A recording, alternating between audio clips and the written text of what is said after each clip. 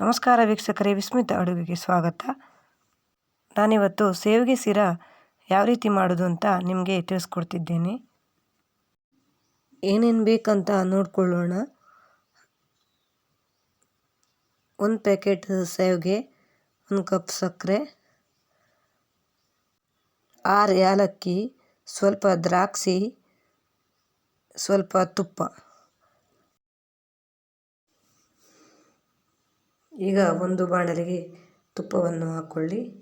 ಹಾಗೆ ಸೇವಿಗೆಯನ್ನು ಹಾಕಿ ಚೆನ್ನಾಗಿ ಸಣ್ಣ ಉರಿಯಲ್ಲೇ ಹುರ್ಕೊಳ್ಬೇಕು. ಹುರಿದು ಆಗಿದೆ.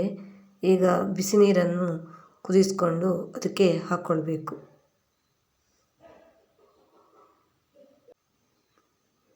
ಈಗ ಇದರಲ್ಲಿ ಚೆನ್ನಾಗಿ ಬೇಯಿಸ್ಕೊಳ್ಬೇಕು. ಈಗ ನೋಡಿ, ಈ ರೀತಿ ಬೇಯ್ತಾ ಇದೆ. ಸಕ್ಕರೆ ಏಲಕ್ಕಿ ಪೌಡರನ್ನು ಹಾಕ್ಕೊಳ್ಳಿ. ಹಾಗೆ ಮಿಕ್ಸ್ ಮಾಡಿಕೊಳ್ಳಿ.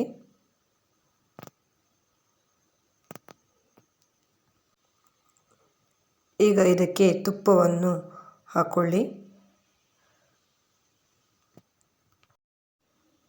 ಈಗ ನೋಡಿ, ತುಂಬ ಚೆನ್ನಾಗಿ ಬಂದಿದೆ ಸೇವಿಗೆ ಸಿರ.